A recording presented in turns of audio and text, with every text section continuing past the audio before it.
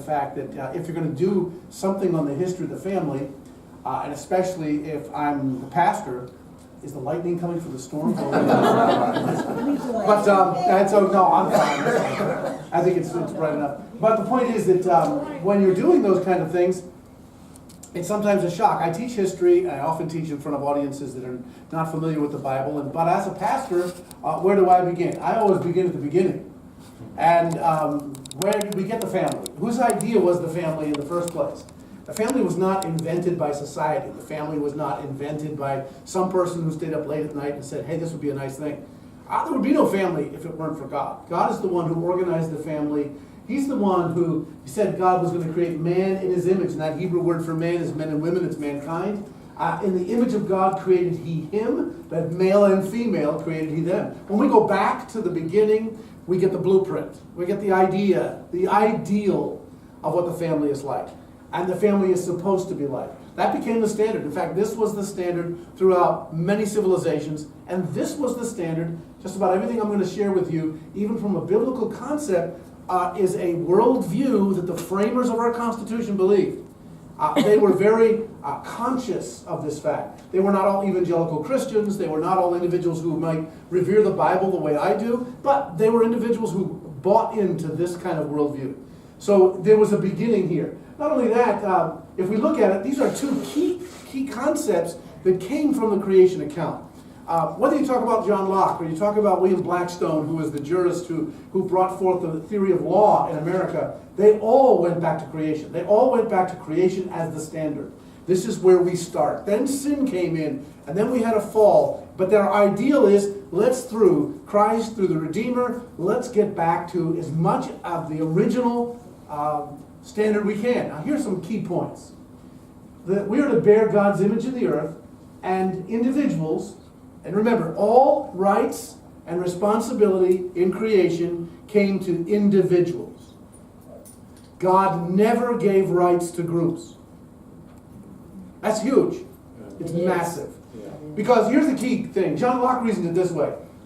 If God first created the state, then, as he would say, and I'm summarizing in his 2 treatises on civil government, he said, well, if God first created the state, then it would be understandable why the king feels he's the source of even the womb. Now, he's saying this in danger of his life. But he's saying, listen, but God didn't. God created individuals first. And then he created the family. And then only later did he create civil government to protect the rights he already gave to individuals and families. Do you see, by going back to the beginning, there was this reasoning process to say what came first? Who came first? And when you recognize that God created individual, Adam first, then he created Eve, and then marriage, and then the family, and then the antitype of the church, after Noah and the priesthood and his sacrifice. And then civil government in Genesis 9. I just walked you through Genesis 1 to 9 in a very particular way. That ideology, though, you have to recognize. We might say, well, gee, not everybody is religious as somebody else. They don't all look to the Bible. But you need to realize that when the founders framed America, this is what they thoroughly believed. That God gave rights to individuals and not to groups. And this is huge, because the moment you give a right to a group, it is not a right any longer, it's a privilege.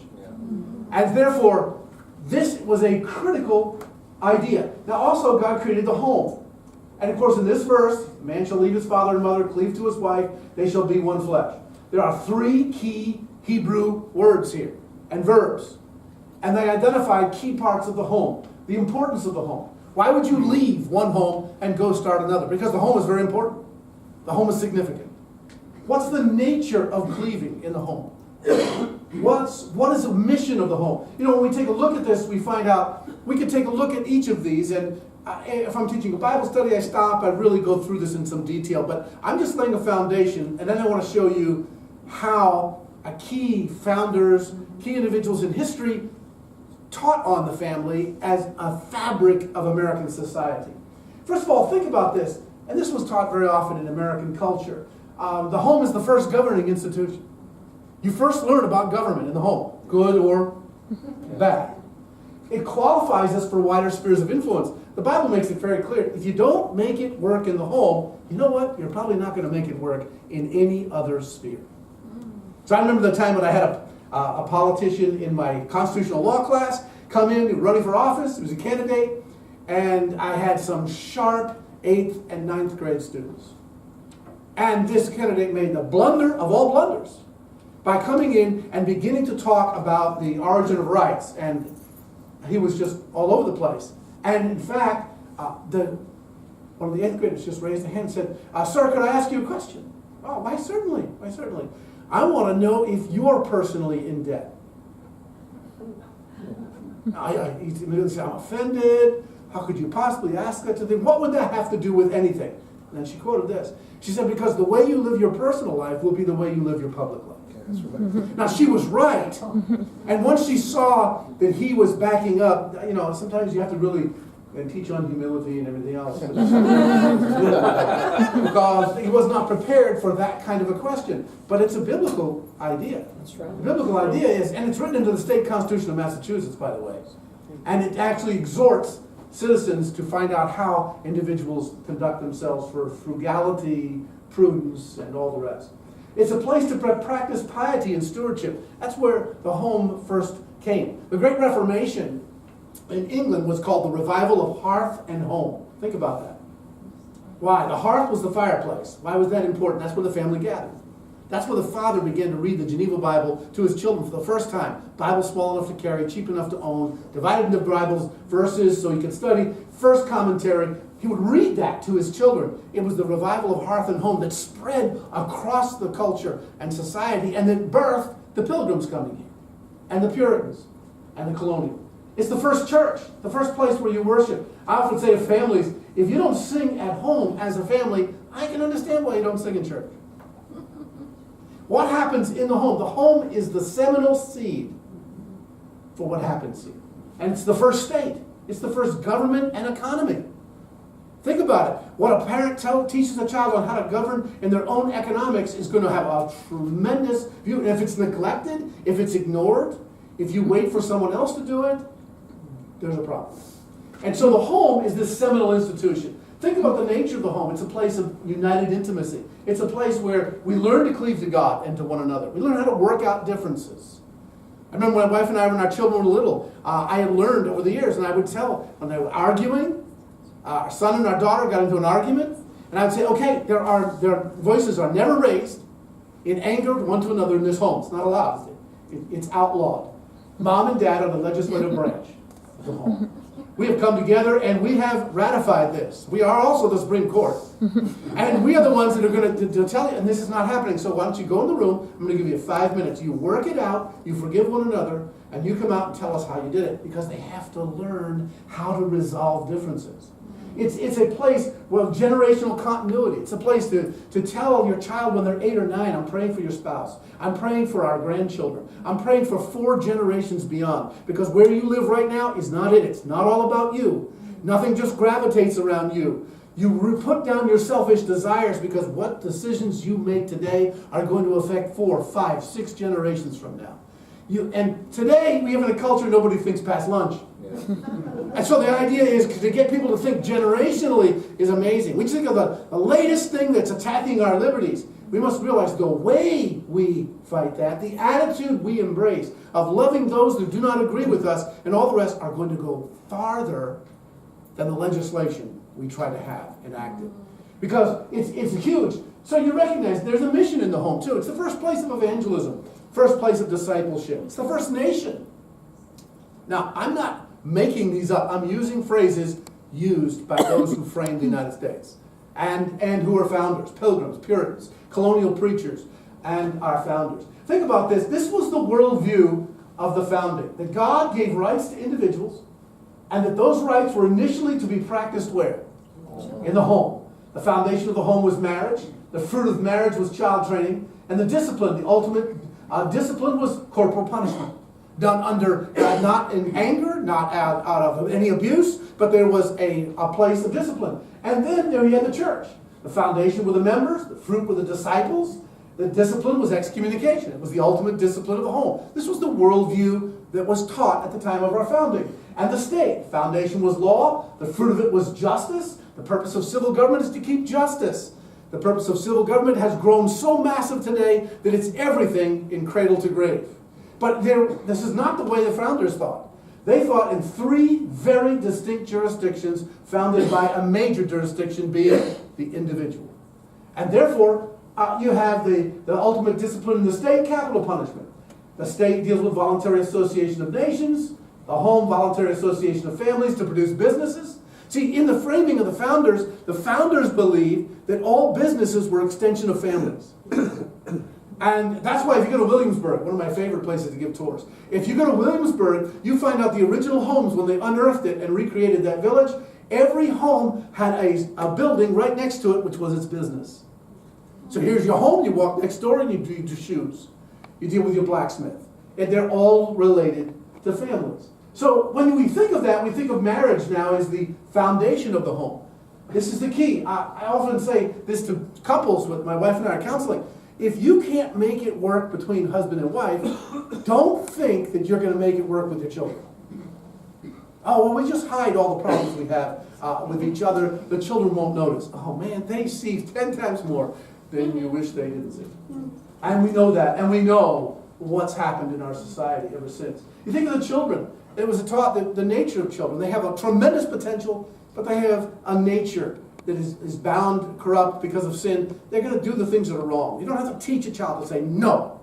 You don't have to say, well, when you say no, would you have an attitude, please? Would you say it like, no? No, that comes naturally. You don't have to teach that. What you have to teach is, yes, Mom. Yes, Dad, with the right attitude. Internal, external. I did chapel today in our Christian school, and my chapel was on internal honor, external obedience. And sometimes you have to act it out. And you do it. We used to do with our children the attitude game. You know, do what Mommy says. She's going to tell you right now, she's going to tell you something to do. Do what Mommy says, but with a bad attitude. We were shocked that they knew what a bad attitude was. Facial expressions and all. But the idea of child training, the idea of training children to be good citizens, training children to be good individuals with character. That character is number one, is long since vanished in our culture. And yet that was the whole point of it. So think of this, a quote by Reverend S. Phillips of 1860 in his book, classic book, The Christian Home. He published it in 1860 because he said, I fear that America is losing its heritage of Christian homes. Wow. I wonder what he would write today. Example is teaching by action. Such is its influence that you can estimate the parent by the child. Ooh, ouch. Show me a child, polite, courteous, refined, moral, honorable, and all his sentiments and conduct, and I will point you to a well-conducted nursery, to noble and high-minded parents, faithful to their offspring. Thus the child is a living commentary upon its home and its parents. The child is the moral reproduction of the parent. Think this was the concept in early America. This was the concept of how it works. Think of home as government now, as we say. Home is a little commonwealth, jointly governed by the parents. It involves law. The mutual relation of parents and child implies authority on the one hand, obedience on the other. Home is the first form of society. It is similar in its fundamentals to the government of the state and church. It involves the legislative, judicial, executive functions. Its elements are law, authority, obedience, and penalties. The basis of its laws is the Word of God. He's not making this up. He's teaching it from the Scriptures, this classic book. It's out of print. I do have an original copy in my library. But it's out of print, but I tell you, it's phenomenal because you know why? It tells you what was being taught. You know what I mean? What was being taught at that time period, and would appear a bit radical today. So the American home, for 300 years, from about 1620 to 1920, it was the heart of church and state. And from a historic standpoint, as an historian in America, we recognize that what I've just shared with you in a crash course from Genesis, to Ephesians, was the foundation, was the basis. And then it began to be lived out. Now listen, no home is perfect. No child is the perfect reproduction of the parent. Children will do strange things that parents never taught. We all know that. And they will do all kinds of things. But as a general rule, you recognize this is true. Now this is what the average home in America, the Bible was the main text. Lawrence Kremen, who was a Harvard man in the 1800s, and he was just studying education, and then early 1900s, by the time he published his books, in 1940s, 50s, and 60s, he said this, Lawrence Kremen. He said that all the evidence points to the fact that the Bible was the major text of education in America. Yeah. It was the #1 textbook. It was used at home, even when it was not used in the school. Even Horace Mann, who would later, repudiate many biblical ideas. Horace Mann said, "Don't ever let the Bible leave the classroom." That's Horace Mann. I use that quote. Family worship included psalm singing, attentive participation around the hearth, character formation to train a child, faithfulness to uphold your family name, attend church, and produce self-employed dynasties. When Alexis de Tocqueville came to America in 1830, he witnessed many things. One of the things he witnessed is this. He wrote, he said, "I'm amazed. I came to a culture called America, and nobody works for anyone else." Let's think about that. In other words, everyone was self-employed. Agriculture. And he said the average family has 10 to 12 children, and they become the employees of the family business. And it's a family dynasty that goes from generation to generation. Because amazingly, in America, there are no inheritance taxes. At that time. 1830. And that people are free to inherit all that the family has built. Can you think of accumulated family dynasties? This is what was taught in the home. Think of this little fountain, when I give tours in Plymouth, this is the Pilgrim Mother Monument in Plymouth. Now, the Pilgrim Mother Monument, when it was first constructed in 1920 at the Tercentenary celebration. Now, pick up a brochure in the back. We're dealing with the Quattrocentennial, the 400th anniversary, next year in Plymouth. I only came here if you would agree to all come. Anyway, the point is this, that here, notice, when they produced this monument, this was the unique aspect of the pilgrims who came as families, unheard of. In 1620, you did not get on a boat with father, mother, and child and say, "Hey, we're going on vacation." It did not happen. Women and children did not travel. The fact that they came as families showed their dedication. And the amazing thing is, as the inscription says on the bottom, which is right in the back down here, they brought up their families in sturdy virtue and a living faith in God, without which nations perish. Think of that quote. Amen. That's pretty powerful. And why? You know why? This monument was in the form of a fountain. So in the fountain, because the family is the fountain of society. And that was the picture of the pilgrims. Think of this, that family rights were extensions of individuals. These were the civil laws were against bigamy, polygamy, fornication, adultery, divorce. Now, they knew divorce was going to happen. Now, there are some laws, even in the South, today that are leftovers of some of the original colonial laws, for instance, against divorce, where if someone is going to divorce, they won't let you finalize it for at least a year. Why would a state say you can't finalize a divorce for at least a year? So you reconsider the effects on the children and your life. Is there any way that this marriage can be saved? See, that is a concept that was very much in part of American life. Think of this, that I was just reading a research book again on the family, and I thought this phrase was pretty awesome. It said this, it said, whatever laws were against certain sins in the culture, public opinion was the most severe.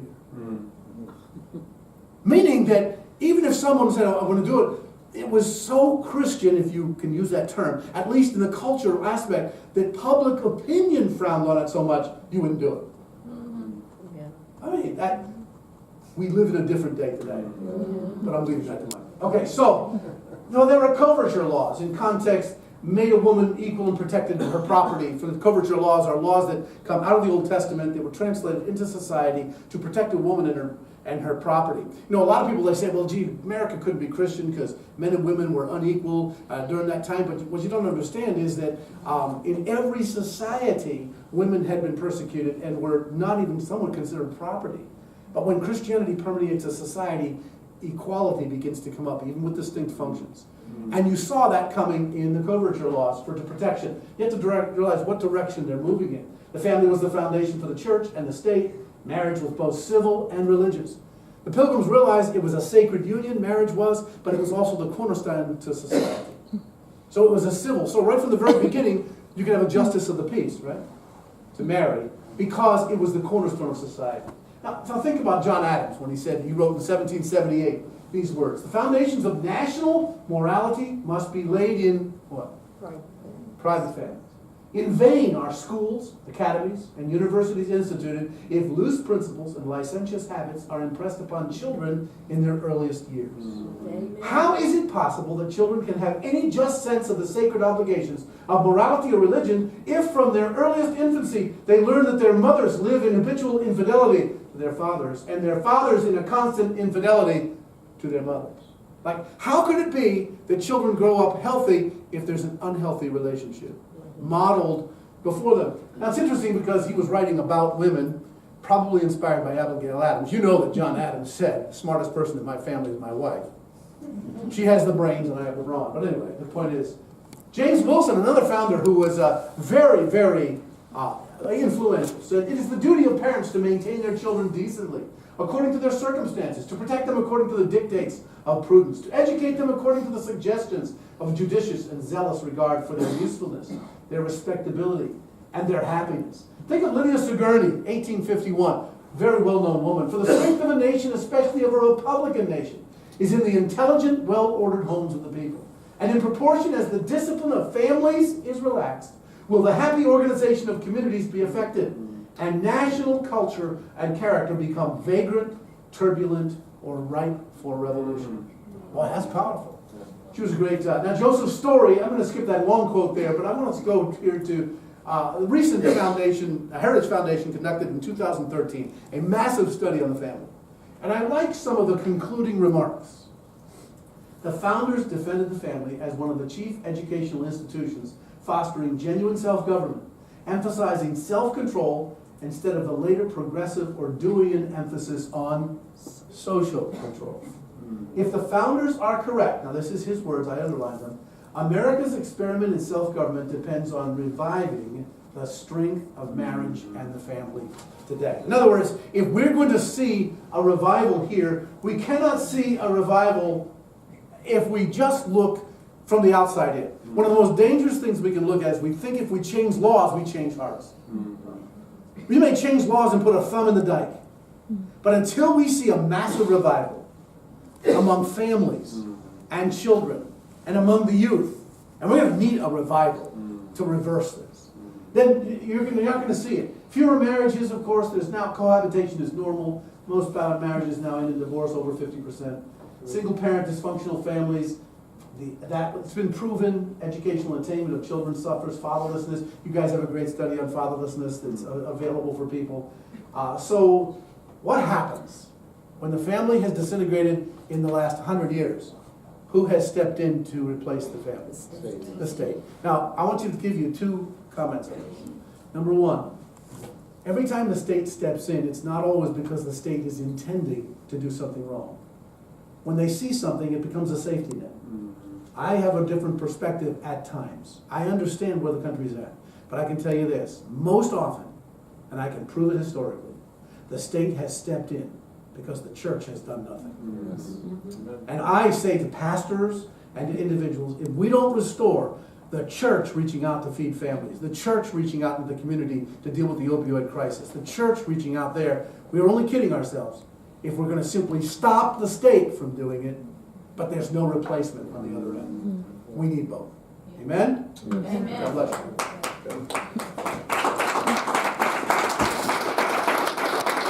All right, it's great to be with you tonight. How many of us have heard of Massachusetts Family Institute? Awesome. That is a much higher percentage than I usually get. How many of us have heard of Focus on the Family? Great. So we are the local associate of Focus on the Family here in the Bay State. Of the 50 states, there are 40 states that have a family policy alliance. So would you agree that all of our states need a Paul Revere when it comes to what is being considered at our state house regarding laws, and a lot of those laws targeted at the family.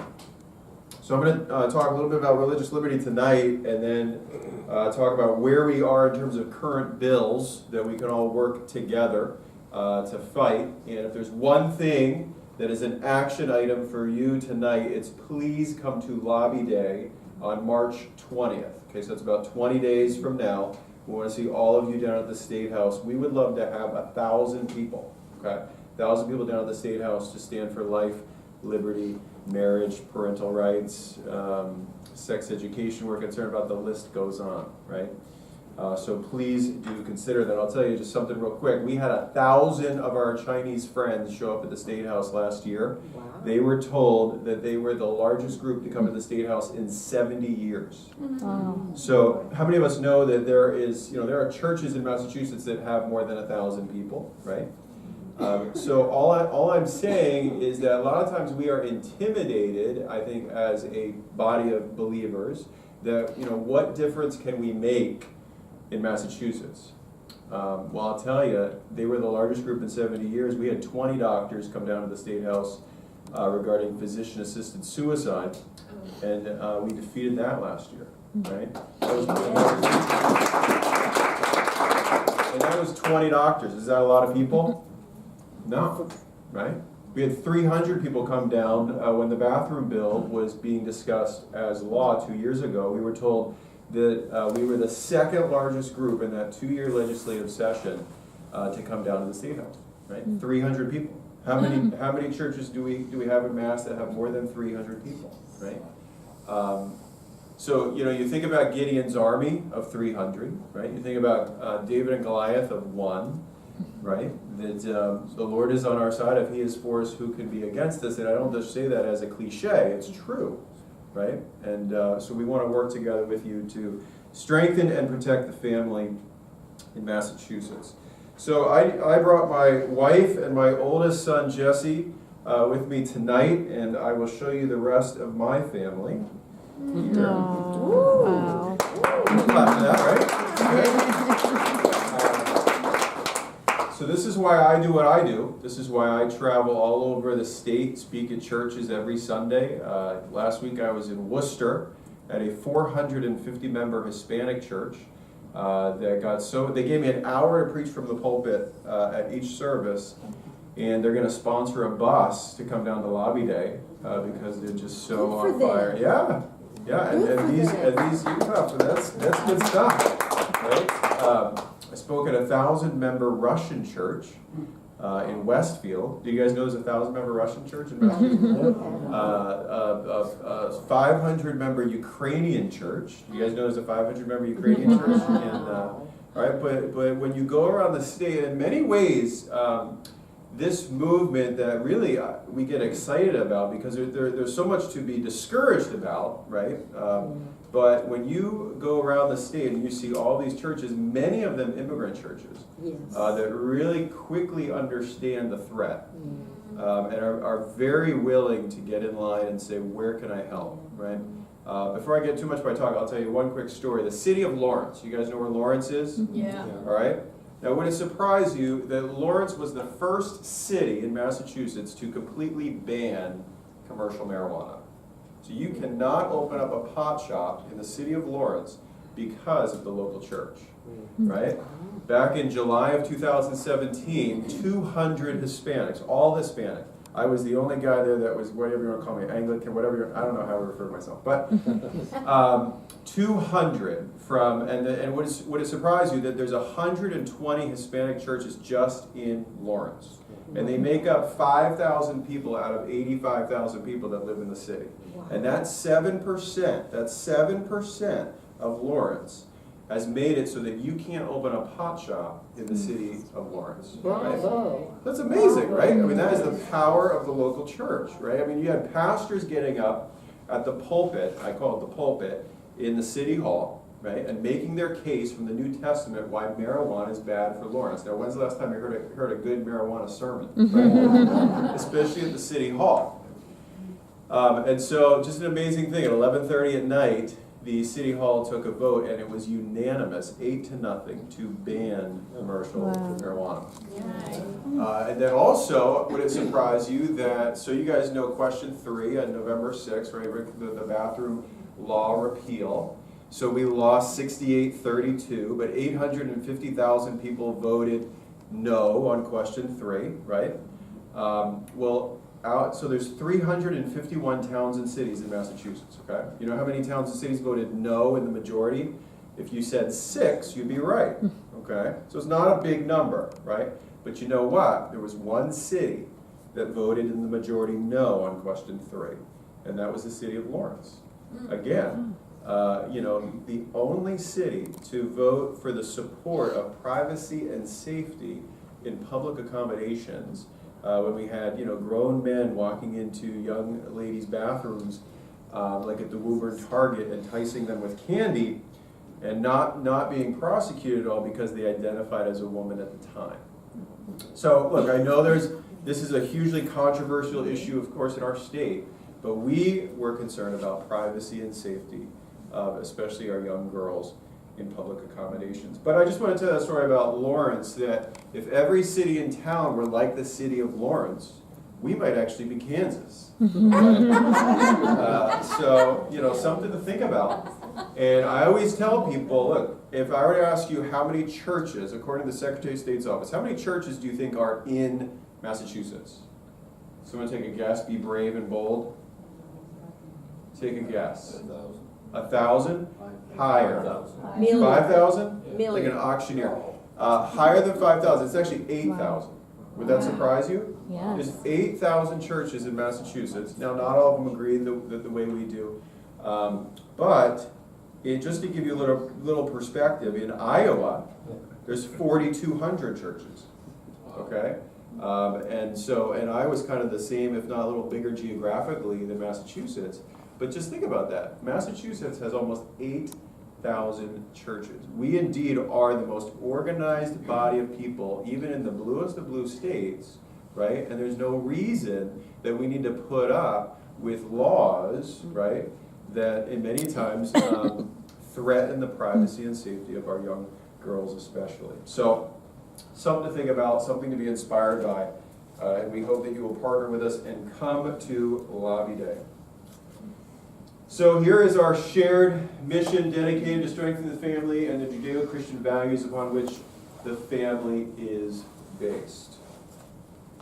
And I couldn't agree with Dr. Jaley more that strong families create strong states, strong cities, and strong towns. So here you see that alliance. We're aligned with many different organizations. You see focus on the family there. Have you guys heard of Alliance Defending Freedom? Mm-hmm.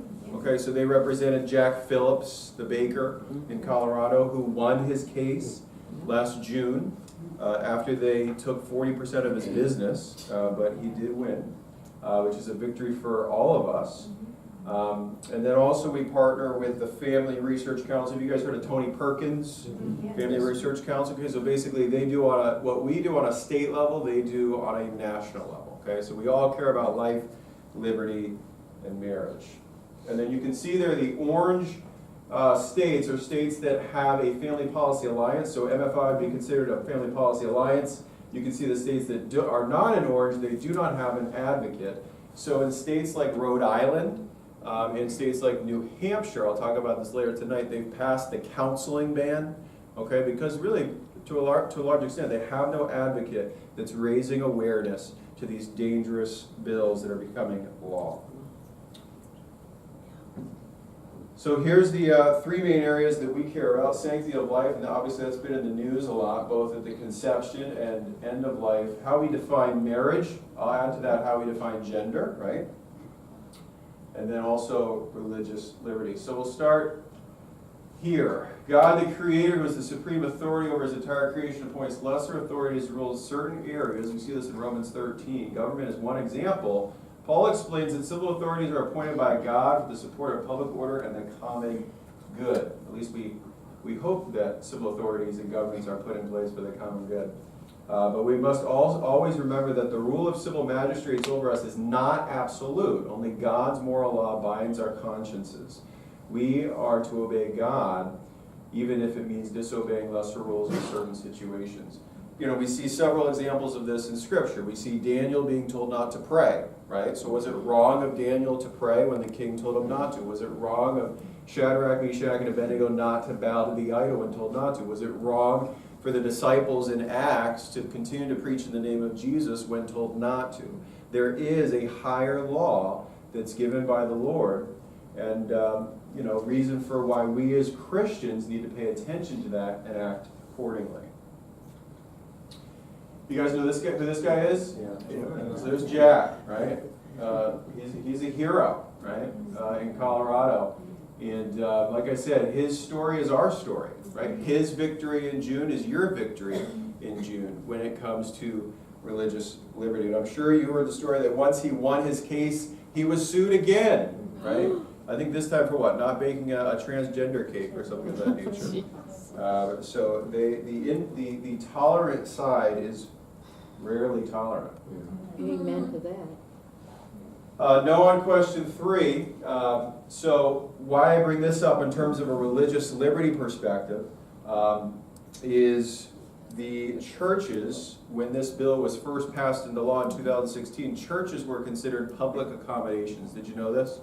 Okay, so if a man went into your church woman's room, okay, then you would be discriminating as a church, and you could come under penalties of up to $50,000 or serve jail time for up to a year.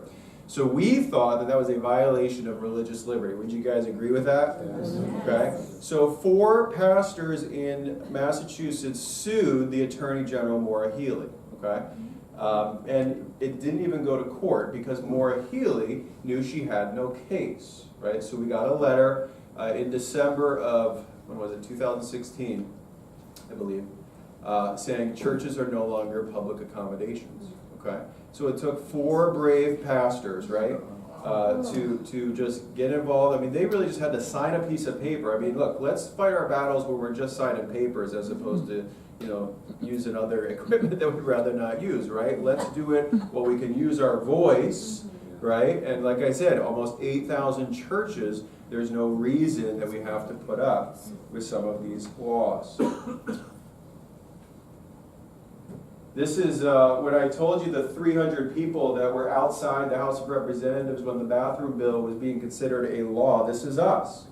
Right outside the House of Representatives, 300. We were told we were the 2nd largest group to come to the State House in that 2-year legislative session. Don't you think it's a good idea that we bring prayer back to the State House, right? So this was us as 300 people gathering for prayer outside the House of Representatives, and this is what we want you to do on Lobby Day. Come with us to Lobby Day. It starts at Park Street Church in a great historical venue. We'll train you on a lot of stuff that I'll talk about tonight, but additional things as well. And then you will have the chance to go to the State House and speak directly face-to-face with your state representative, your state senator, and say, this is why the sex ed mandate should not pass. This is why the counseling ban should not pass.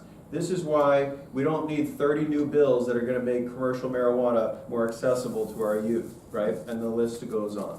So please, please consider doing that. And here are the public accommodations under the bathroom law, which unfortunately is still a law in Massachusetts. But you can see these public accommodations: bathrooms, shelters, dressing rooms, locker rooms, fitness centers, nursing homes, and churches, of course, are no longer on that list.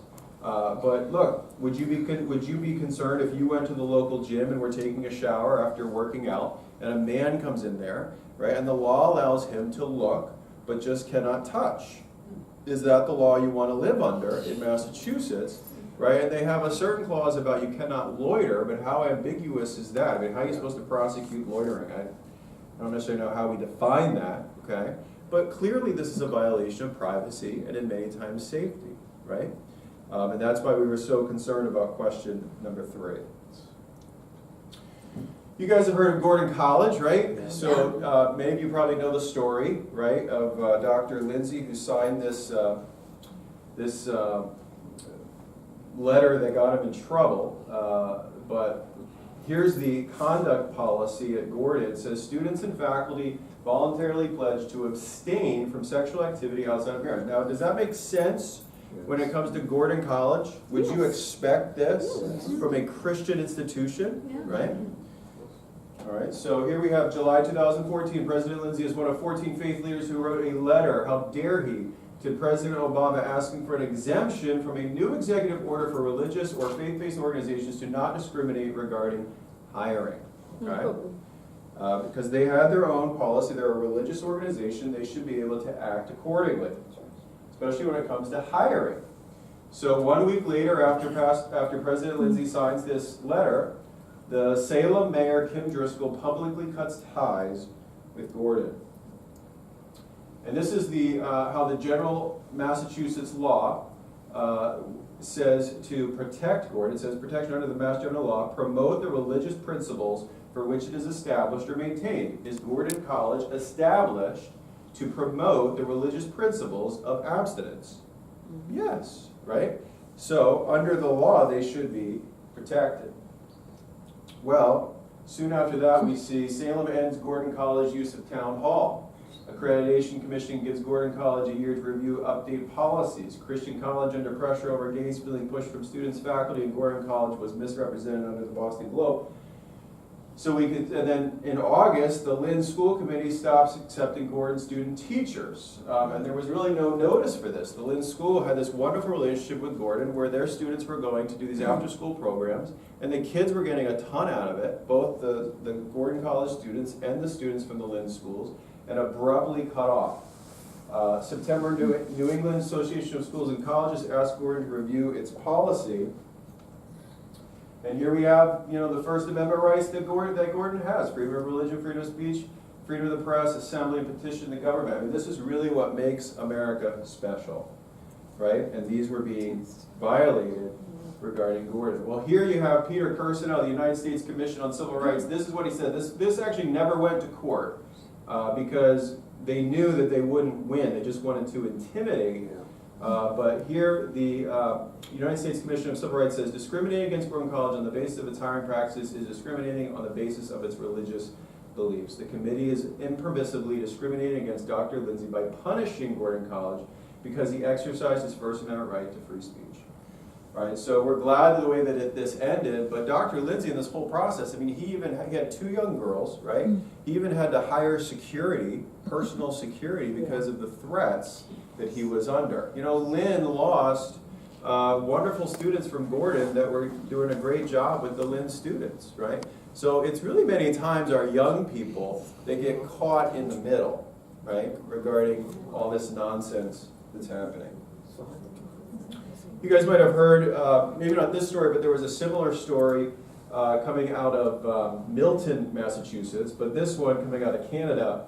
A biological male who says he's a woman has filed a human rights complaint against the hair removal spa in Ontario. The male claims he was discriminated against after he couldn't get a hair removal treatment because the Muslim woman has a religious reason to decline.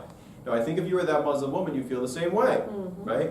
If you were at a spa and a man comes in and says, I identify as a woman, I want to have female treatment, and certain hair is removed, right? That might be a little uncomfortable, okay? I mean, can you believe we're even having this conversation, right? So, Milton, Massachusetts, same thing. We had a spa owner in Milton, Massachusetts. This is why we were concerned about the bathroom law, okay? Spa owner gets sued, okay? Spa in Massachusetts, in Milton, Massachusetts, gets sued by a man that comes into the spa and wants to have this kind of treatment done, right? And we would say, look, they need to be protected. That lady should never be sued for having to give that kind of service, right, in her spa, okay? So, these are some, look, and I don't know, some people might look at these and say these are extreme scenarios, okay? But they're happening, you know what I'm saying? That 10-year-old girl at the Woburn Target, that happened where the man comes into her woman's bathroom, knocks on her door, entices her with candy as she's in her bathroom stall. He takes off his shirt, right? Like I said, police find him on the security cameras, but they can't do anything about it because he identified as a woman at the time, right? And then the law says that it is a sincerely held belief system. That's how your law defines gender identity. So is our gender really a sincerely held belief, okay?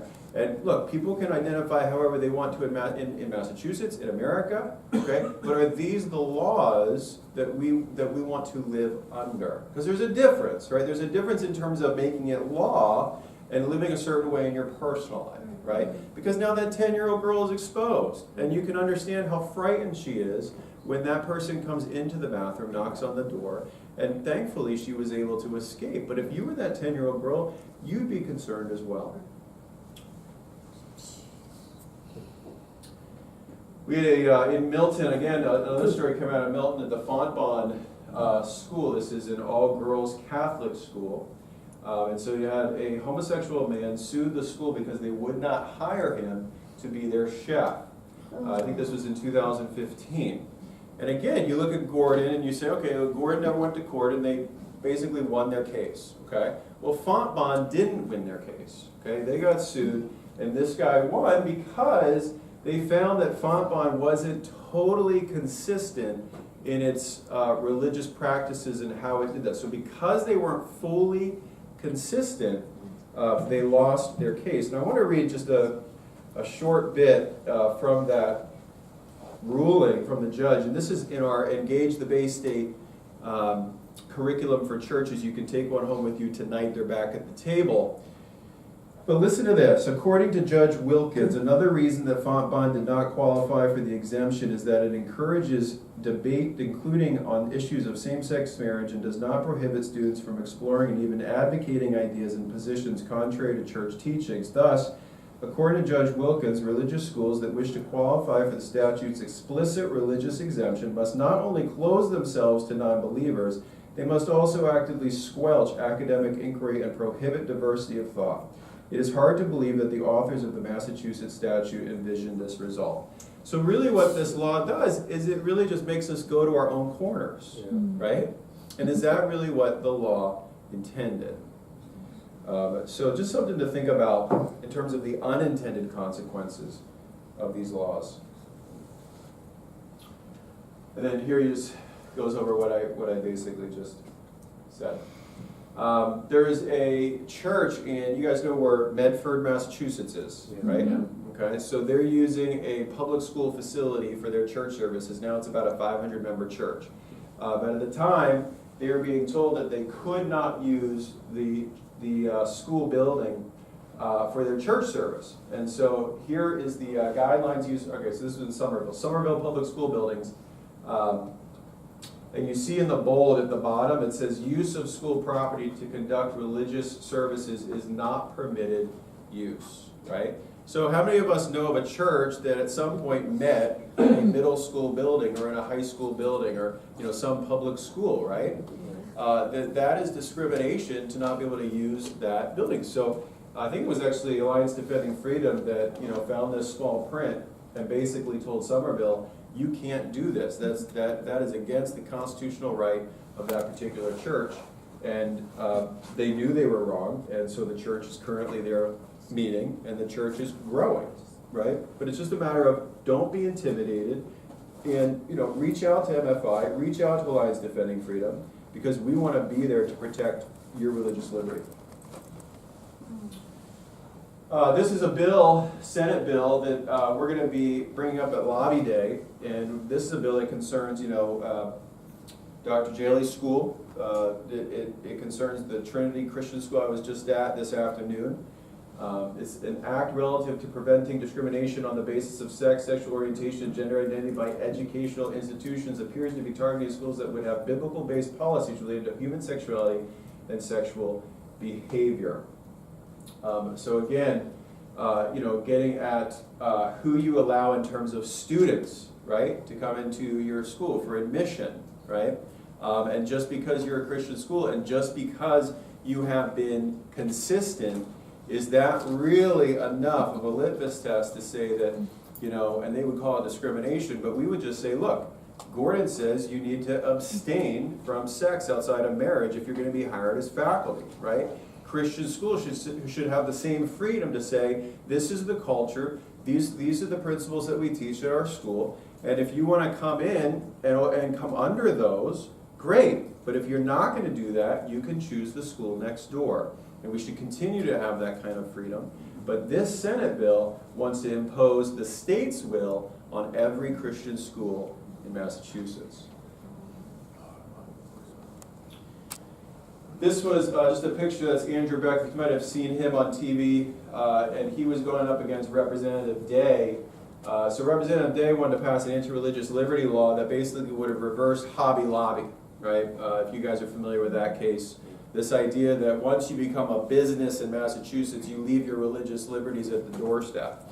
And so, Andrew's done a lot of debate. You might have seen him on NECN or different things, or heard him on different podcasts or something, but he just, He does a wonderful job in the public square standing up for religious liberty, and in this case, Representatives Day never saw the day of light, and the pun is intended. So protect your ministry from sexual orientation lawsuits and other concerning things that are coming up today. Protecting your ministry is put out by Alliance Defending Freedom.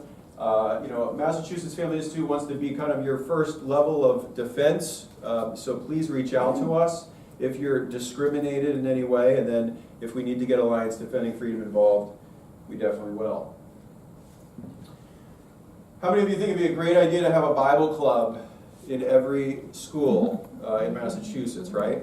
So I want to tell you some encouraging stories. The city of Lynn, you guys know where Lynn is, just north of Boston, okay? We're working with a young girl, she's a senior, named Rosa, and she started a Bible club at the Lynn Vocational High School. And she has a wonderful sponsoring teacher from Venezuela, of all places, that knows discrimination. Miss Suarez. Miss Suarez has been fantastic to work with. So has Rosa. Rosa put up posters around the school, and she did something super controversial on her posters. Could you imagine? She had a Bible verse for her Bible club. Could you imagine? So the school told Rosa to tear down her posters. So Rosa, not really knowing her constitutional rights, feeling intimidated, tore down her posters. But she got in touch with us. And we put together a letter based on Rosa's constitutional rights, and a lot of those are expressed in this right to speak. You guys should all take one of these home with you tonight if you know students that want to start a club and they need to understand their constitutional rights. We sent this kind letter to the principal and just explaining your constitutional rights, and wouldn't you know it, that the very next day the principal told Rosa to put her posters back on the wall. Right? Yeah. That's worth saying yay about, right? And so good for Rosa, and her club continues to this day. Lincoln Sudbury, you guys know Lincoln Sudbury right outside of Massachusetts, right? We're working with a young lady named Chloe. Chloe had 50 to 60 people sign up for her Bible club. That's a good number, 50 to 60 people. She was the largest sign up of any club at the school, okay, in Lincoln Sudbury. Principal gets a little uncomfortable, comes up to Chloe and says, "Chloe, can I please see your curriculum?" What do you think her curriculum is? The Bible. So we send the principal the same kind letter, right? Saying these are Chloe's constitutional rights. And he allows the club, right, to exist. And wouldn't you know it, they're partnering with Fellowship of Christian Athletes. And just the other week, a Patriots player shows up at Bible study to talk about his testimony. And just what a fantastic experience for the kids that never would have happened unless Chloe took that brave step to tell her principal, hey, these are my constitutional rights, and we're going to start this Bible club at Lincoln Sudbury. Good for her. Yeah, good for her. And then Barnstable High School. You guys know Barnstable High School. We're right in the thick of it, right? Very courageous. Barnstable High School has about 2,000 students, right? We're working with a young man named Andrew. Andrew was told by the school he needed 20 signatures to get his Bible club started. And we talked to ADF, and ADF actually said that it's unconstitutional to require signatures for a club. But we're like, you know what? We're just going to call all of our friends on the Cape, and we're going to encourage them to get in touch with Andrew and get in touch with his school sponsor and get him those signatures. So Andrew called me about a week later, and he said, "Mr. King, I'm so excited about starting my club. People are coming out of the woodwork, and I shouldn't have a problem getting my signatures, and I'm excited to get my club started." And he is also partnering with Fellowship of Christian Athletes as well. So we have this really wonderful team of MFI, who's going to protect your religious liberty, FCA, who's going to keep the longevity of your club going through curriculum and inviting in great celebrity athletes to come talk at your club. And we want to continue that momentum. So if you know students that want to start a club at their local high school or middle school, please let us know. We want them to know that they are supported. And then I just got a text the other day from a student in Watertown High School, and he wants to start a Bible club as well. So let's keep the momentum going. Are you encouraged by that? Yes. Good. They say, Paul says in 1 Timothy that it's our young people, right? Don't let people look down on you because you are young, but set an example in character and in purity, right? That our young people should be, the expectations should rise for our young people, right? And I know that each one of you are inspired by these stories, and they are of our young people doing amazing things. So real quick, the counseling band, so this is again a concern to religious liberty. So if you guys know a therapist, okay, and this is another takeaway for tonight that I love, love, love. If you know a therapist that's willing to work with us on this, there's a hearing at the State House this Tuesday. We absolutely need their voice down at the State House to protect the speech therapy rights of therapists. So basically what the counseling band does is it says that if you're a therapist and you enter into what's called conversion therapy regarding gender identity or anything really on the LGBTQ spectrum, if you enter into conversion therapy, so you try to convert someone away from that spectrum, you're committing child abuse, okay? Because the theory is that anyone on the spectrum was born perfect, okay? Now this doesn't mean we're against kids that identify on the spectrum, okay? We're just saying that maybe we need to rethink that every kid that's on the spectrum was just born perfect and they need to remain on the spectrum for the remainder of their life. Especially knowing that 75 to 95% of kids that identify as transgender actually come out of that lifestyle. They actually start feeling comfortable in their anatomical skin. I said 75 to 95% by the time they turn 19. Counseling man would say, you can't have that therapy, even though you might even want it. If you're a minor under the age of 17, the law says you're committing child abuse against your own body because you don't even know that you were born perfect. Think about that, okay? That is really an attack on the liberty of our young people and also of therapists. And a lot of therapists are intimidated. So you know what I hear is therapists say, you know what, I'm not even going to enter into that therapy because I don't even want to come close to being prosecuted as a child abuser. Right? So last year this was defeated, and in many ways because of the local church. We had over 500 people call the House of Representatives, the Speaker of the House's office. They had to create a separate phone line because he was getting so many phone calls. Right? We want to do the same thing, if not more, this year. So please, if you know a therapist, Tuesday is the day that they're having a hearing at 11:30 in the morning. It is essential. If that therapist has an appointment, tell them to postpone it and come down to the State House. We absolutely need their testimony. This guy's name is Sam Brinton. He's the son of a Baptist preacher. He's going all over the United States trying to get the counseling ban passed in all 50 states. Would it surprise you that he's been successful in 10 out of 50 states? 2 of those states are New Hampshire and Rhode Island. So the question I have is, and again, I'm not against Sam Brinton, okay? I'm not a bigot, I'm not a hater. Ask my wife, ask my oldest son, okay? I'm a pretty nice guy, okay? But should Sam Brinton have more influence on this issue, or should the church have more influence on this issue? Can I remind you that there's almost 8,000 churches in Massachusetts? And I mentioned about the law. I'm just going to kind of skip ahead to the second part. So what is gender identity according to Massachusetts law? It may be shown by medical history, care, or treatment consistent and uniform assertion, or any other evidence that the gender-related identity is sincerely held as part of a person's core identity. How ambiguous is sincerely held as a person's core identity, right? Now this is the law, okay? So I'm trying to make this distinction. In your personal life, if you want to have this definition, okay, that's your personal life. That's your own decision, okay? But when it comes to the law that we all live under, is should this be the law in Massachusetts? So I mentioned these stories before, Daniel 3:16 through 18, Shadrach, Meshach, and Abednego. You know the story, right? Going before the idol and told to bow down and would not bow down. Because we live under a higher law. Daniel 6:10, Daniel again told not to pray, but he's under a higher law and he knows he needs to pray.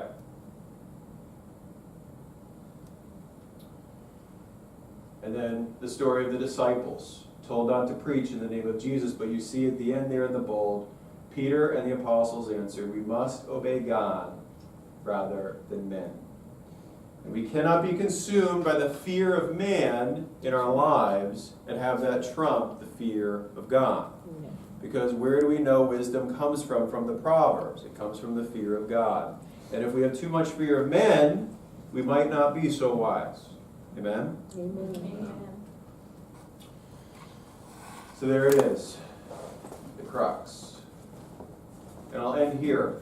Martin Luther King Jr. on the church.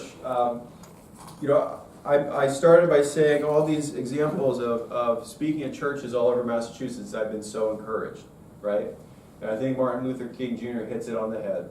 He says the church must be reminded that it is not the master or the servant of the state, but rather the conscience of the state.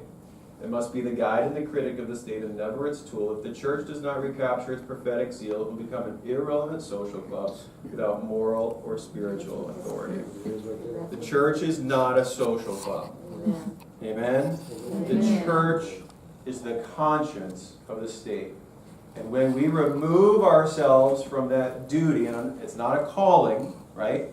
Duty, when we remove ourselves from that duty, then you can see everything that comes in to redefine marriage, to redefine gender, right? And to really cause chaos in our culture. So please consider coming to Lobby Day. Please pick up a copy of Engage the Bay State. This goes into much greater detail what I talked about tonight. Take a free to speak brochure, right, to any student that wants to start a Bible club, okay? And let's partner together to strengthen and protect the family in Massachusetts. Thank you so much. And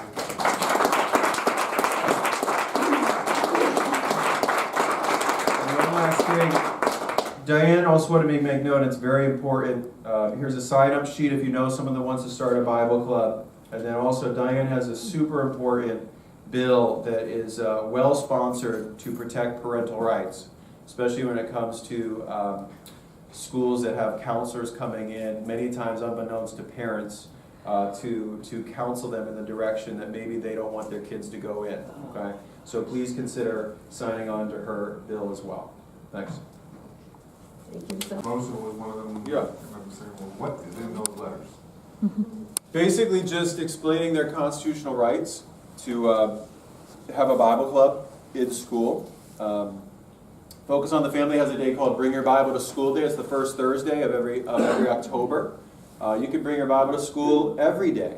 I always remind people that, what was it, Dr. Jalen knows this better than I do, but I think it was over half of the signers of the Declaration of Independence had seminary degrees, right? I mean, we have a wonderful, even though we took prayer out of schools and all this stuff, people think all of a sudden we've removed the Bible entirely, but it's just not the case.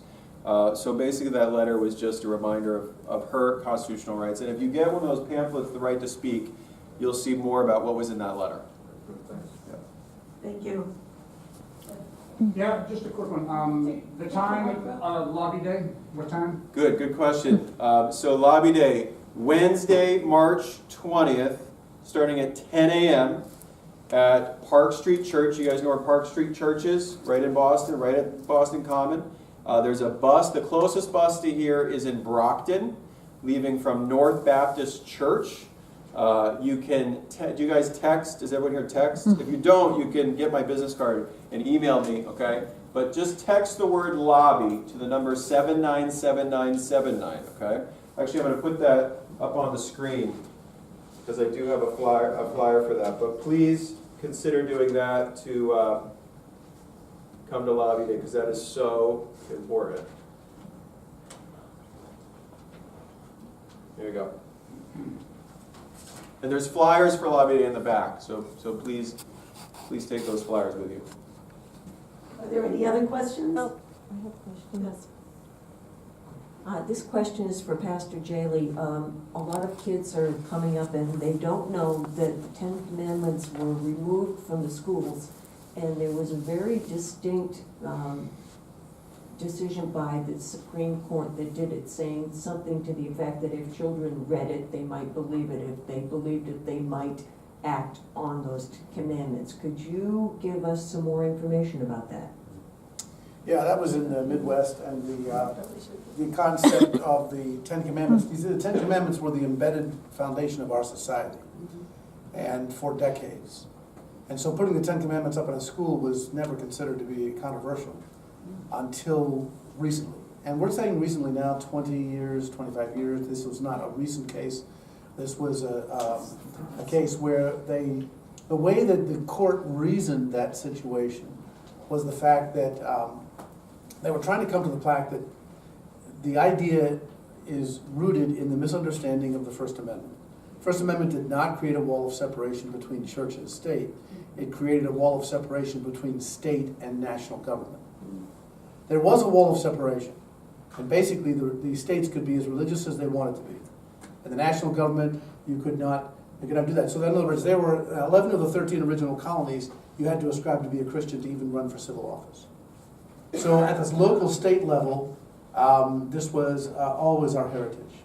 So the idea that in a state, in a local school, 10 Commandments go up, it was crazy, but what they had to do is they had to reason that if there's any religious influence at all within a public building or sector, the idea is that has to be removed.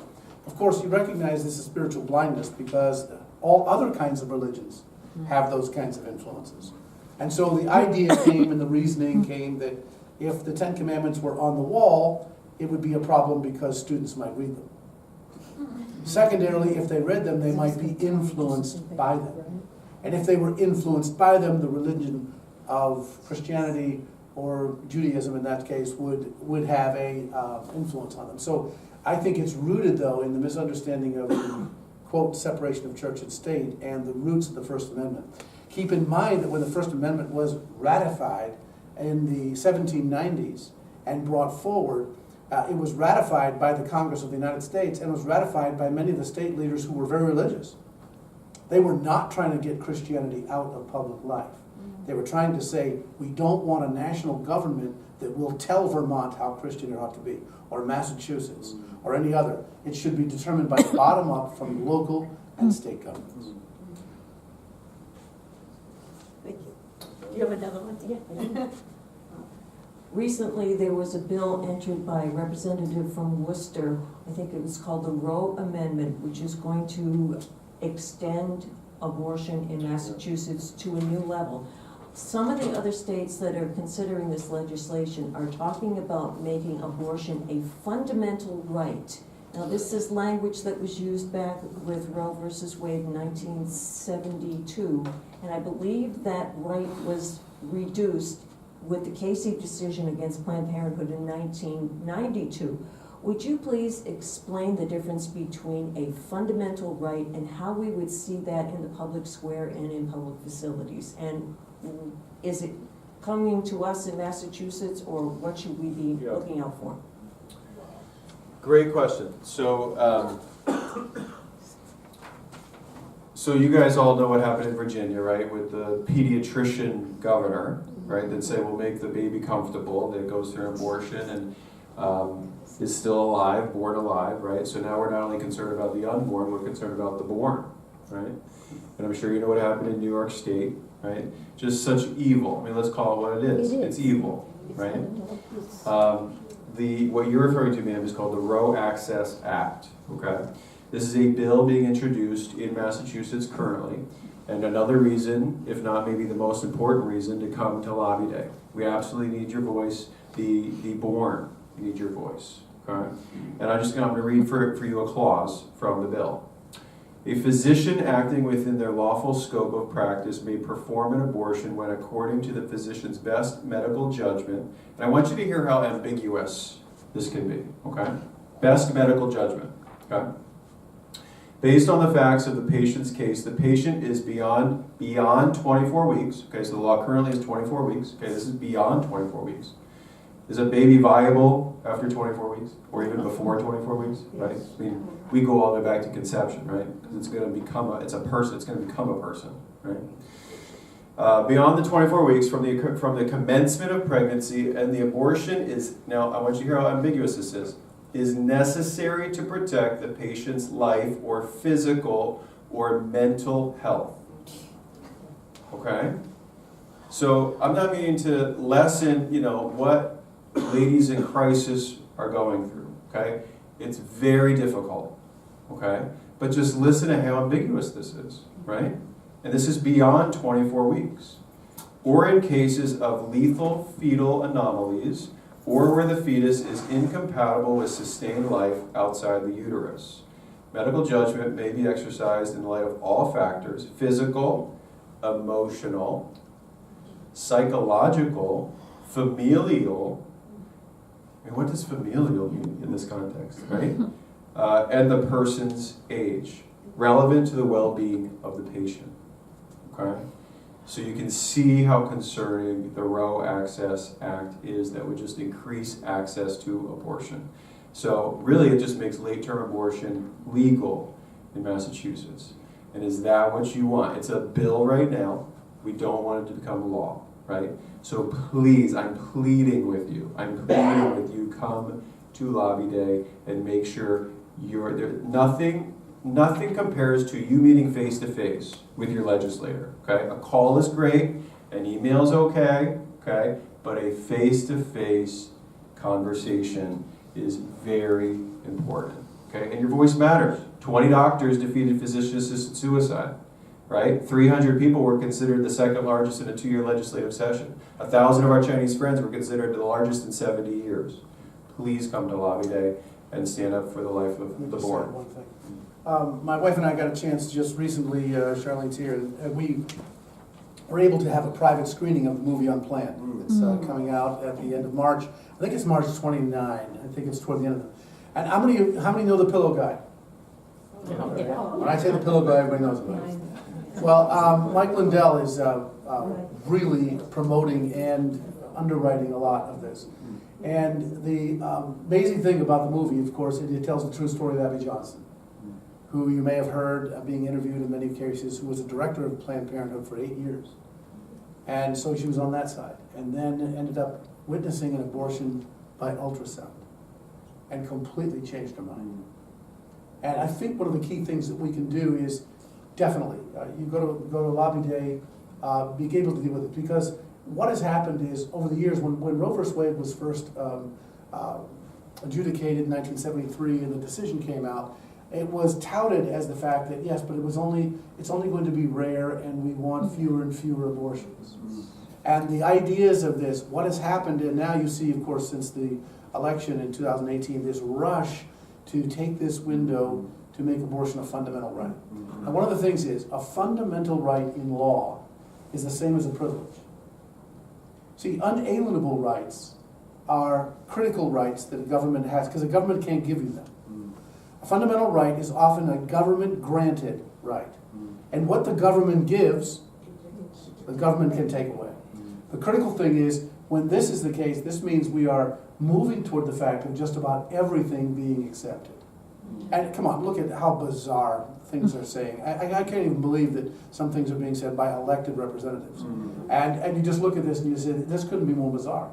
But at the same time, I think it provides us a great opportunity. Because before we had to try to convince people that this is evil. That's right. Now, even some of the staunchest people that consider themselves liberal, I was speaking with a liberal recently, and we get along fine. I said, it's good. We may differ on what we're liberating and what we're conserving. But at the same time, even individuals that I never thought would be that way are absolutely horrified by what is happening. And so it provides us also an opportunity. So I would also bring that out, because a movie like that first weekend it comes out, is going to be huge. Yeah. And it's good, I would say, my wife said, it's not an easy movie. What would you say? Hard hitting? It's hard, but it tells the truth. And I would also say too, the Kermit Gosnell, I don't know if you guys saw Gosnell, but when that came out, we encouraged people, if you can't make it to the theater, pay for a ticket. Like, just use your money to encourage that theater to keep playing that. So just to put that out there, that if you can't go see it Unplanned, which we hope you can, at least purchase a ticket, right? Very effective. Also, I think a lot of times in Massachusetts, conservative Wait, let me movies just aren't get- in any other theaters, so Just a second. yeah. Also in Massachusetts, a lot of the movies, the conservative movies, are not in our theaters. And we've called and they say, well, it's not worth our time to have those. But if you can call your local theater and say, when is Unplanned coming? We have a lot of people that want to go. Or you know, just really plug it, I think Yeah. it's important to do. Yeah. Absolutely. We have a couple of professional sign holders. Are they allowed to bring signs into the lobby day? Yeah. That'd be great. They don't. I guess it depends what your sign says. Right. Yeah. No, that's great. I've never heard of a professional sign holder. That's I what's know, that's Well, professional. That's awesome. He's experienced. So a few years ago, the Justina Pelletier situation it happened here in Massachusetts. And, I know the legislative sessions before this one, there's always been a Justina's law that always gets, that fails to pass, that would allow parents, if they had different options in medical treatment, the parent to choose which one they wanted for their child. And in their case, they chose a New England Medical Center's plan, and then Children's Hospital then kidnapped their daughter, did their treatment plan, everything went downhill for her. I'm just wondering if you know if that bill has been proposed again this time around, and if this is still an issue because they've failed to pass it, how might it affect, you know, parents with kids who have gender confusion. If one doctor says they need puberty blockers and hormone therapy, and another doctor says they don't, and they go with the doctor that says they don't. That's right. I know, I'm not sure whether that knows. So I'm with you. I'm not sure if it's being proposed, but there are 6,000 bills that get proposed every 2 years. So we try to comb through as many of them as we can. But what I will say to that is MFI just did a podcast on this, and I think the title was "Don't Let DCF Take Your Son and Make Him Someone Else's Daughter," right? And it may sound absurd, and it is absurd. But this is what's happening. We just had a mom come into our office, and this was the exact situation. You know, mom and dad are getting a divorce. Dad wants 17-year-old daughter to have puberty blockers. Mom doesn't, right? And so who's the state gonna, and when the state gets involved, who's the state going to want to have custody? And you would hope in this case it'd be the mom, but actually she's struggling to get custody from the dad that wants to allow the puberty blockers, right? And just think about this. Puberty blockers, we know that many times testosterone can make a young girl sterile, right? So just think about this for a second, right? 12-year-old girl, so let's say she's a tomboy, right? And she does boy things, right? And now you get these school curriculums that say you can identify 5 different spectrums, right? And if you go on Facebook, there's over 50 different genders that you could choose from. So now you're on 5 different spectrums, and you split those spectrums into 50 different parts. So let's say you're a tomboy, and you're like, well, I'm not fully feminine, right? Maybe I'm 5/50ths masculine. And now you start to question, right? And now you question so much that you go to your doctor and you say, can you prescribe me puberty blockers? You sterilize your body. Now, as I said, 75 to 95% of the time when you turn 19, you become comfortable in your anatomical skin. Well, you weren't able to get the therapy you needed as a minor under the counseling ban, right? So by the time you turn 19, you're like, oh, I was a tomboy, and you know, it's okay that I'm a girl, but I want to have kids and I want to have a family. Well, that's been stolen from you because somebody confused you, right? Knowing that 75 to 95% of the time you were going to feel comfortable by the time you turn 19. So what I ask is really, what is abuse? Is it abusive to confuse that child and not offer her the therapy that would help her understand her gender, right? Can you see how this can really kind of take a toll and be so incredibly abusive to our young girls? So thanks for bringing that up, because this is definitely the parental rightsful frontier, another reason to get behind Diane's bill. Yes, and some of us knew back when the Justina Pelletier case went down and was in the news, some of us knew that was a precedent. We knew what the consequences of that would be. And I think that's the main reason why there was an ideological divide. There were plenty of people on the left who might have sympathized with Justina, but they sympathize with the authority of the state to do what it wants Right. just as much. Right. Whereas some of us thought of it as a threat. Right. Yeah, it's true. Anyone else? I have a question about kids using bathrooms in their school or locker rooms that don't meet their born gender. It says in the brochure that we got tonight that it's not a mandate that kids are allowed to go into the opposite restroom and whatnot. But what can you do as a community member if you find that, I don't know even who has the right to decide this. Does a principal get to decide that, no, this is what we're doing in our building, we're gonna allow the boys into the girls' room? Is it the superintendent, is it the school committee? And what can we do as members of community to make sure that that's not happening in our schools for our kids?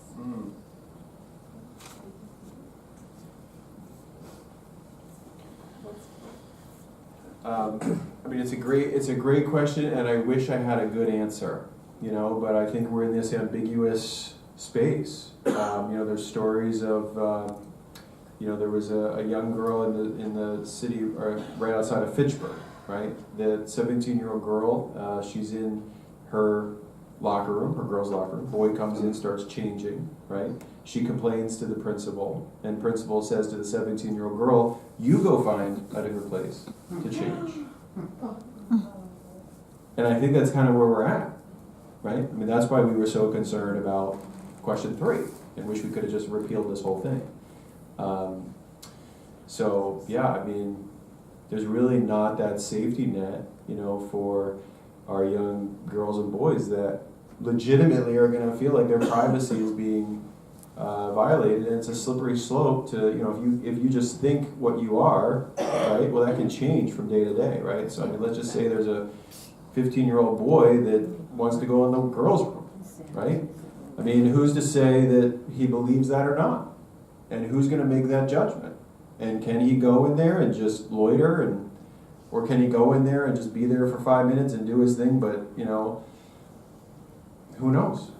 I'll just make this quick comment that you may be aware in the news and everything else that what often happens when people don't think through consequences in dealing with these things.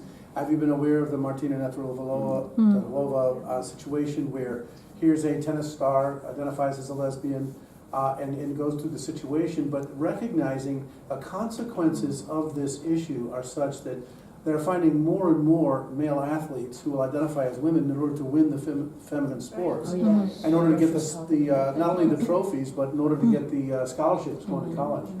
And so the critical thing is because they can identify as long as they play the sport, and then as soon as they're done with that sport, they can identify it back again. And so you can go back and forth, and individuals, and these are leading lesbians and homosexuals today that are speaking out against this, saying this is not right, we've got to draw a line somewhere, and they're being thrown out. Right. They have an epithet for that. So the point is, you and I have to recognize that we are in a situation where a lot of these things are emotional, they're reactionary, and therefore when a principal has dealt with this, that the law in Massachusetts at its foundation gave tremendous amount of latitude to superintendents in schools. And a lot of times superintendents make these decisions very quickly based on the emergency in front of them. And then it ends up at the school board, but school boards have been stripped of most of their powers to the place where they no longer deal with curriculum, they no longer often even deal with some of these kinds of policies. So I think school committees should be able to, discuss these things. But all I'm saying is, what happens is, when these things go down a path, that there's a certain hidden premise, that if we can learn to get to the premise of it, we can predict where this is going to go. And it's going to come into conflict. One thing I tell my students all the time, and that's simply this: you can be sure that every humanistic premise will end up defeating itself. Because it's illogical. And it will not end up bringing the fruit of what it promises. Let me just make one quick comment on the school policy. So many of your school systems, unbeknownst maybe to you, maybe beknownst to you, are passing school policies that basically say that if your kid is transitioning at school, okay, let's say with gender, but you are considered subjectively by the school staff a highly rejecting parent. Have you heard this term? Okay, highly rejecting parent. Okay, so if you're considered a highly rejecting parent, The school, by the policy, is given the power to make a subjective decision and not, number one, not tell the parent, right? Number two, and gets to Diane's bill, bring in counselors to counsel your child into that lifestyle. So your tax dollars are going to convert your child into something that you're very concerned about, right? So we have to know what's going on in our school committees. We were in Westford, Massachusetts, dealing with this issue, and we had the majority of people in the room disagree with the school policy, and at the end of the night, one of the ladies, in a very, I consider, pompous way, told us, you're just not educating your children enough. And they need to understand, for some reason you haven't done a good job parenting your child, because they would understand the school policy if you would just educate them, right? So, run for school committee, right?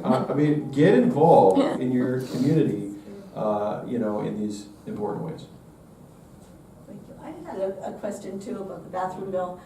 Is it true that if you complain about somebody being in the locker room who you don't think should be there, that you could be fined for the complaint? Yeah, so it's however we define discrimination, right? Again, there's a level of ambiguity, but the point is, yes, if you're found discriminating, right, you could be fined up to $50,000 or sent to jail for up to a year. Yeah.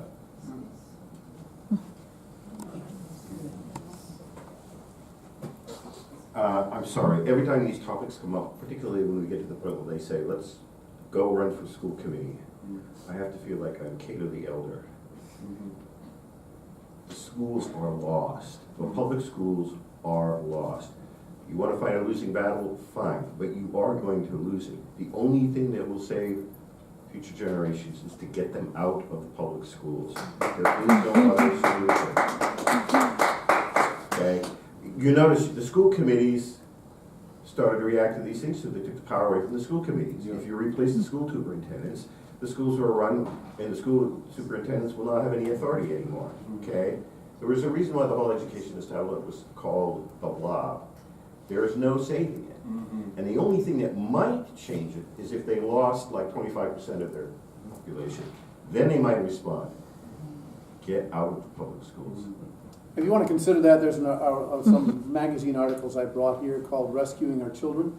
And they give the update on the condition of education in our country and also the options, homeschooling, Christian schools. This whole transgender thing, I hope that's the straw that makes the camel's back, as far as the public schools are concerned. The entire psychological, social services system meets the family at the school. That's right. You take the children out of the school, and you can insulate them from the anti-Christian bureaucracy. But as long as they're in the schools, they have them, not you. Thank you. Thank you. I'd like to go back to this lady's question over here about whose authority is it, the principal. Former school board member, I know that still school board members write policy. And so it's really up to the school board member, I believe, and they're elected officials. And so we have a duty, call them. Thank you, one for school board, I've been saying that. Call your school board, find out who the school board members are, say, what is going on? Have you written a policy? Where do you stand with this? Where does the school stand with this? Keep pushing it and pushing it and pushing it. That's what we have to do.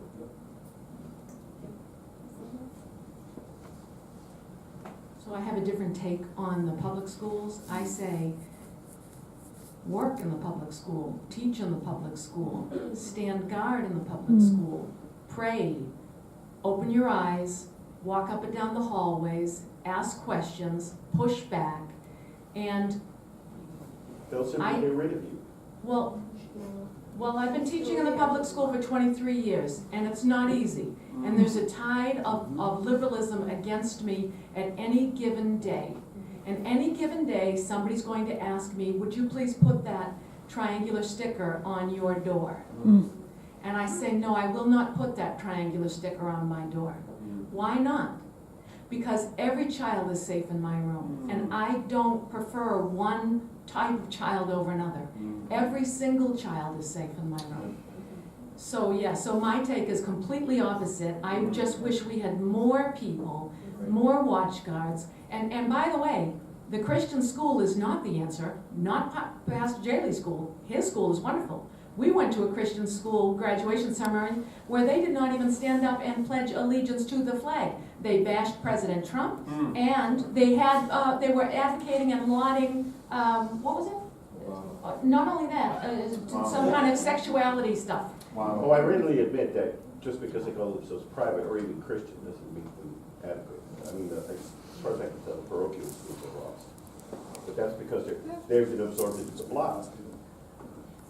You gotta get out. I very much appreciate what you're saying, in both of you, I think, coming from a good place, right? I'll give you a little perspective on the homeschool thing. I don't know if you guys knew this or not, but, so there's 6 million private school students in America. You know how many homeschoolers, at least from what I understand? There's 3 million, right?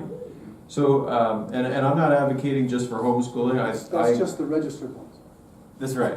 West of the Mississippi, there's 5 million. My kids are not in that number. No. But I appreciate what you're both saying, right? I mean, I think if you can be a Christian, like look at the kids I was talking about in the Bible clubs, right? We wouldn't have these Bible clubs if it weren't for these brave students in these schools and how inspiring those stories are, right? But I agree with you too. I mean, our kids, if you do the math, are in school what is it? 8 times however many days. I mean, it gets into that like 1,500 hours a year.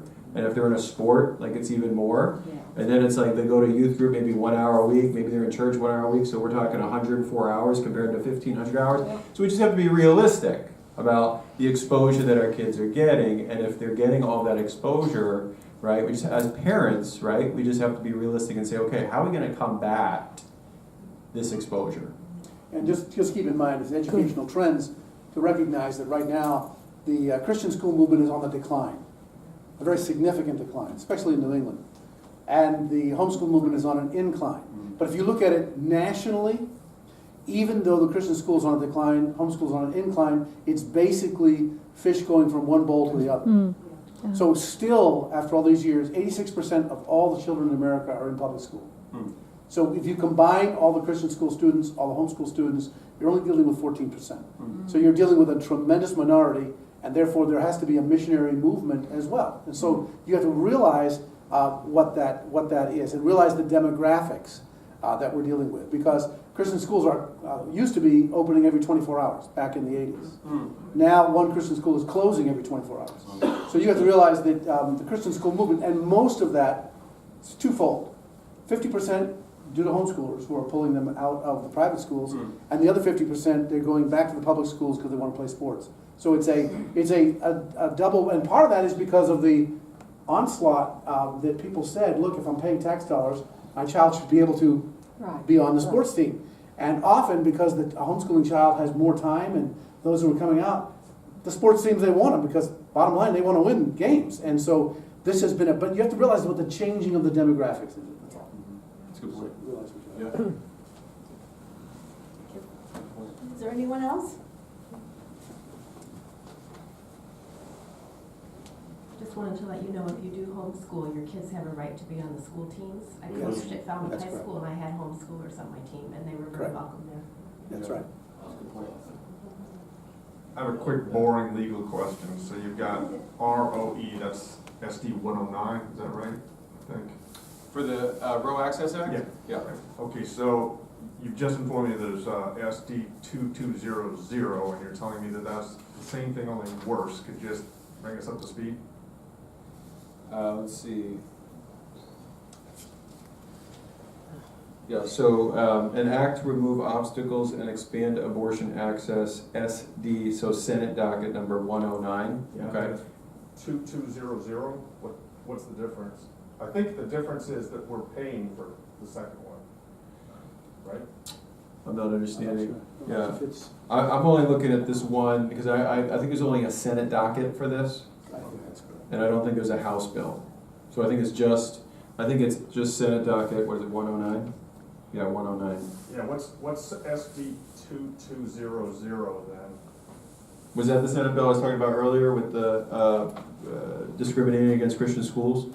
Is that what you're referring to? No, it's an abortion bill. Okay. I just read through it, but it's long. Okay. And this was your fellow Chris Jay. Jay, yeah. And he wrote me about that and said this one is worse than SB 109, but I don't understand. Yeah, I think, well, so Chris has been going, he's our lobbyist, he's been kind of going through all that stuff, so the one that I'm aware of, at least tonight, is the 109, and then I'm sure we can talk about more on lobby day.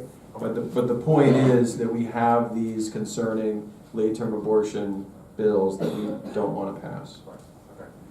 But thank you. That's great that you're going on the website and learning about that. That's awesome. Paul Jaley, would you like to just talk about the revival, the Christian revival, because you do have a service coming up at your church this month?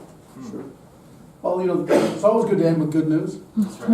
So across America and also in New England, believe it or not, usually when revivals are talked about and there are tremendous amounts of them, New England is often left out.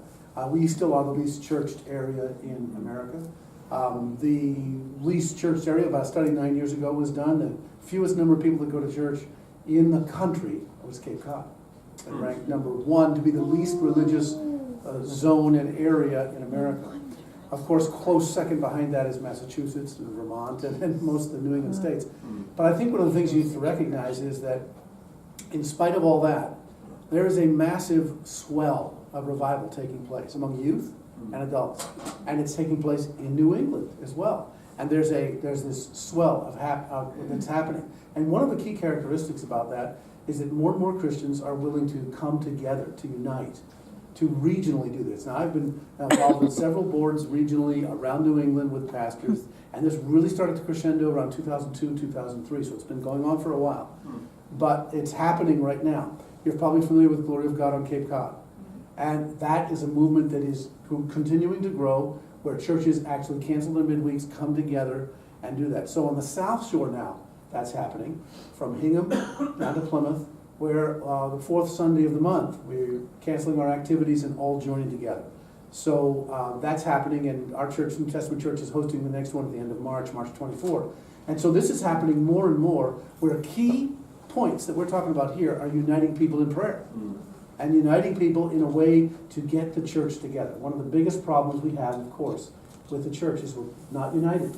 We're polarized, and we stay in our little corners, and then individuals get involved, but churches don't get involved. And especially, this is bringing pastors together. Now, that's a heart I've had for years, to get pastors together, to get pastors to recognize that they have a responsibility and they can be bold in their pulpits. So I'm praising God for that. So that is happening, and that's a good thing. The time is 6 o'clock, 6 to 7:30. It's Sunday night, March 24th, that we're hosting the next one at our church. There are about 25 churches and pastors that I've identified being in that movement. That doesn't mean they'll all show up at every event, but that's happening, so it's good. Did you want to say anything else? I think we're coming close to 9 o'clock, and I just want to remind people that there's a lot of information on the back table, the things that you can take home. Please stop there and help yourself learn more about Liberty Chalkboard. And I'll just give each one of our speakers a few minutes to close. But thank you all very much for coming tonight. And after we do close, if you want to just ask a question of one of our speakers afterwards, we have a few minutes to do that. Thank you. So just a reminder, if you know a therapist, right, Tuesday at the State House, please rack your mind or whatever it is to let us know. We need them to come down to the State House and testify at 11:30 this Tuesday, okay? So please, let me know before. When is lobby day? Lobby day is Wednesday, thank you, Pastor Jill. March 20th. Wednesday, March 20th, okay? Wednesday, March 20th from 10 a.m. to 2 p.m. Closest bus to here is Brockton, okay? And then one other thing, just as a word of encouragement, is tomorrow morning I'll be at a 9 o'clock breakfast in Brockton to celebrate the opening of an ultrasound bus that's being parked at a church there, North Baptist Church. partnering with Your Options Medical to provide for women in crisis an ultrasound to see their baby, because we know statistically girls don't have abortions, well, at least more of them don't have abortions when they see their ultrasound. So we definitely praise the Lord for that. And there's a lot of good stuff happening around the state in terms of, like I said, all these churches having us come speak. If we can come speak at your church, please invite us to come speak at your church. We'd love to do that. And just Google Unplanned and watch the trailer. Yeah.